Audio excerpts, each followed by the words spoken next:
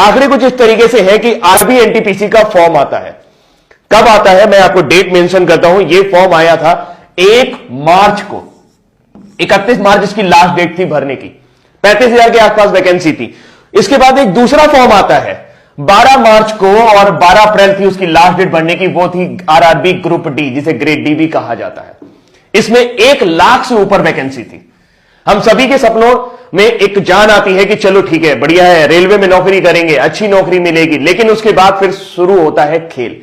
खेल किस तरीके से शुरू होता है? खेल कुछ इस तरीके से शुरू होता है कि 1 करोड़ से ज्यादा लोग, मैं एग्जैक्ट डेटा दे रहा हूं आपको, मैं अभी एग्जैक्ट डेटा देता हूं आपको, 1 करोड़ से ज्यादा लोग आरआरबी एनटीपीसी का फॉर्म भरते हैं और 1 करोड़ से ज्यादा लोग ग्रुप डी का भी फॉर्म भर देते हैं।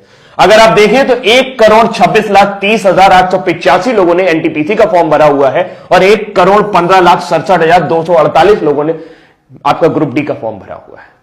और अगर हम इस आंकड़े को और आगे लेके जाएं दोस्तों, तो ये आंकड़े और भी ज्यादा चौंकाने वाले हैं कि अगर आप टोटल फॉर्म भरे जाने की संख्या देखें तो ये इतनी बड़ी संख्या है कि 2,41,98,133 लोगों ने फॉर्म भरा है। सिर्फ 1 लाख वैकेंसी ग्रुप डी, अगर उसमें 35,000 एनटीपीसी भी जोड़ दे तो 1,35,000 वैकेंसी के लिए।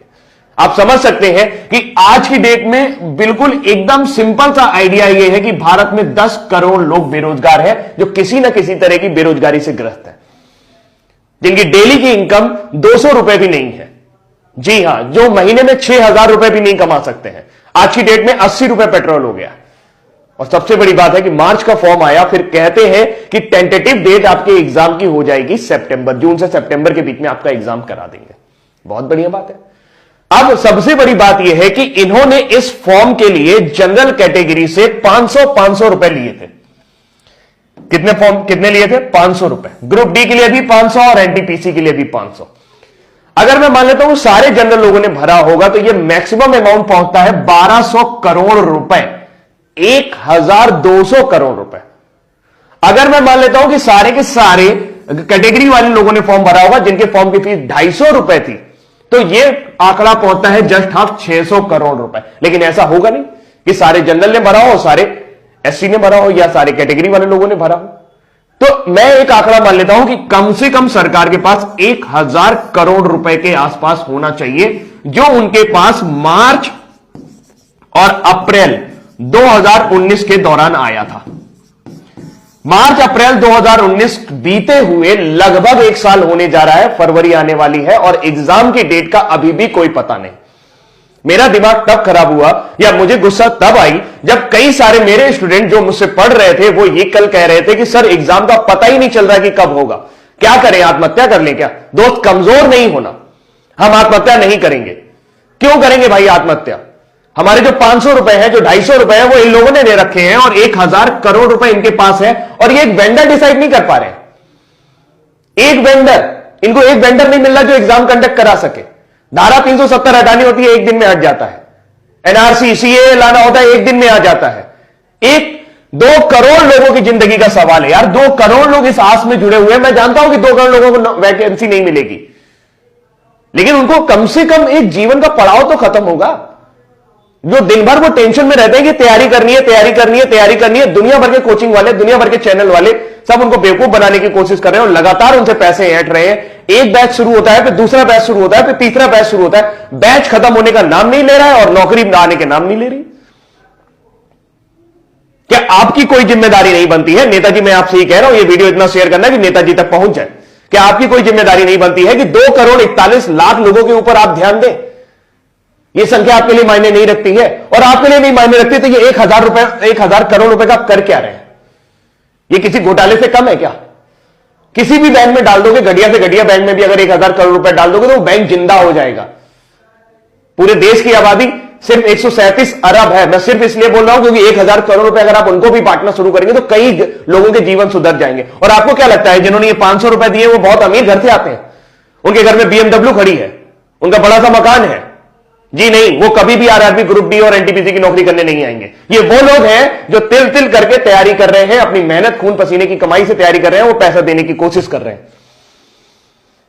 अब हम क्या कर सकते हैं? हम कुछ नहीं कर सकते। क्यों नहीं कर सकते? क्योंकि हम सिस्टम में नहीं है, आप सिस्टम में हैं।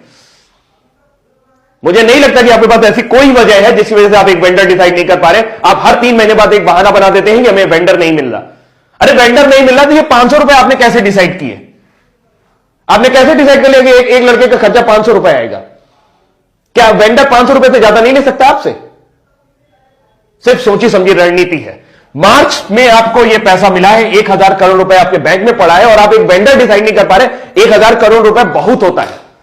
आप कहेंगे सर 1 करोड़ लोगों का वो भी तो करवाना है, एग्जाम भी तो करवाना है। तो ये 500 रुपए भी तो आप ही ने डिसाइड किए थे। जहां 100 रुपए फॉर्म के लगते थे वहां 500 रुपए लिए आपने। बोले कि सब वापस करेंगे, कब वापस करेंगे इसका पता नहीं है। आप सिर्फ और सिर्फ बिजनेस कर रहे हैं और इस 1000 करोड़ रुपए को घुमा रहे हैं। ये जनता का पैसा है और जनता जवाब मांगेगी आपसे दोस्त। नेताजी आप भी ध्यान से सुन लीजिए, जो लोग भी ये वीडियो देख रहे हैं भाई, अगर उनको मेरी बात सही लग रही हो या लग रही हो, मेरी बात सही लग रही हो या लग रही हो, लेकिन बात है सच्ची। मुझे गुस्सा इसलिए आता है क्योंकि मैं टीचर हूं और बहुत सारे बच्चे ऐसे हैं जो मुझसे पढ़ते हैं और उनके अरमानों को जब मैं घुटता हुआ देखता हूं, जब उनके चेहरों को मैं उदास देखता हूं, सिर्फ इस वजह से कि सर समय बीतता जा रहा है और हमारी एनर्जी, जी हां, आपके पास जो 65% युवा है उसमें से 2 करोड़ 41 लाख लोग अभी भी इस एग्जाम की तैयारी कर रहे हैं। ये सिर्फ एक एग्जाम की बात है। एसएससी के साथ भी आपने यही किया था।